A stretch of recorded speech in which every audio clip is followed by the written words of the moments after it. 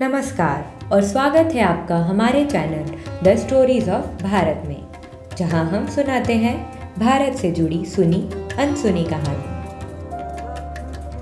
प्रभु श्री राम की भक्तों पर कृपा और उनके गुणों की जितनी व्याख्या की जाए कम है। वह बचपन से ही शांत स्वभाव के वीर पुरुष थे। भगवान राम ने मर्यादाओं को हमेशा सर्वोच्च स्थान दिया है, इसलिए उन्हें मर्यादा पुरुषोत्तम राम के नाम से जाना जाता है। भगवान राम पुत्र, भाई, राजा और पति हर रूप में पूर्ण दिखाई देते हैं। रामायण में प्रभु श्री राम के सभी संघर्षों का उल्लेख किया गया है। साथ ही अपने वनवास काल में उन्होंने जिन ऋषि मुनियों से शिक्षा और विद्या ग्रहण की थी, उनका भी धार्मिक ग्रंथों में उल्लेख किया गया है। लेकिन क्या आप जानते हैं, कुछ कहानियाँ ऐसी भी हैं जिनका जिक्र ग्रंथों व पुस्तकों में कम किया गया है, लेकिन उन कहानियों से परिचित रहना भी सभी के लिए ज़रूरी है। इन्हीं कहानियों में से एक कहानी उस भक्त की जिसके कहने पर भगवान राम एक पैर पर खड़े हो गए थे। हम सभी जानते हैं कि कैकेयी ने राजा दशरथ से वचन मांगा था कि वह उनके बेटे भरत को राजगद्दी पर बिठाएं और राम को 14 साल के लिए वनवास भेज दें। जब भगवान राम माता सीता और लक्ष्मण के साथ वन गमन के लिए जा रहे थे, तब उनकी मुलाकात केवट से हुई। माना जाता है कि केवट का संबंध भोई वंश से था और वह मल्लाह का काम किया करता था। वनवास के दौरान केवट ने भगवान राम, माता सीता और लक्ष्मण को नाव में बिठाकर गंगा पार करवाई थी।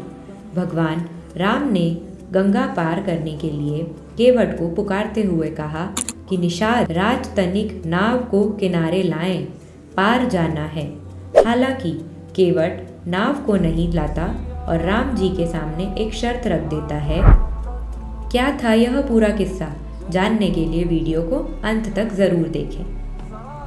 केवट ने कहा, मैंने आपका मर्म यानी स्वरूप समझ लिया है।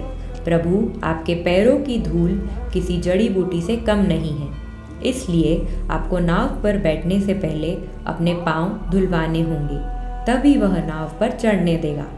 केवट की क्या मंशा है भगवान राम समझ जाते हैं और वह इस बात के लिए तैयार हो जाते हैं। हालांकि केवट के इस बर्ताव से लक्ष्मण को क्रोध आ जाता है और वे अपना धनुष उठा लेते हैं। इस बात पर तब केवट कहता है कि मुझे मार दीजिए प्रभु, इससे बड़ा सौभाग्य क्या होगा। मेरे सामने भगवान राम, माता सीता और गंगा का तट, इससे अच्छी मृत्यु मेरे लिए हो ही नहीं सकती। इससे तो मेरा उद्धार हो जाएगा। केवट की यह बात सुनकर लक्ष्मण का क्रोध शांत हो जाता है। इस दौरान भगवान राम मुस्कुराते हैं और केवट को उनके पैर धोने की आज्ञा देते हैं। वह कटोरा लाकर एक पैर धोता है, वहीं दूसरा पैर मिट्टी में लिपट जाता है। इस दृश्य को देख केवट बहुत दुखी होता है। केवट का ये दुख देख प्रभु श्री राम एक पैर पर खड़े हो जाते हैं। एक पैर पर खड़े होने से प्रभु राम की परेशानी देख केवट कहता है कि मेरे प्रभु, आप कब तक ऐसे एक पैर पर खड़े रहेंगे?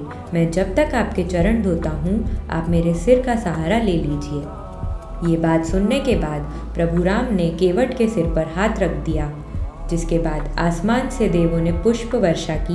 भगवान राम के चरण धोने के बाद केवट ने चरणामृत परिजनों और बंधुजनों को पिलाया और बाद में वह भगवान को पार ले गए। आगे जाकर जब उतराई देने का समय आया तो केवट ने प्रभु राम से उतराई लेने से मना कर दिया।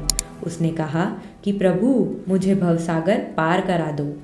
तो यह थी कहानी भगवान राम और भक्त केवट की। अगर आपको यह कहानी खास लगी हो तो वीडियो को लाइक और शेयर करें, साथ ही चैनल को सब्सक्राइब करें और बेल बटन भी दबाएं।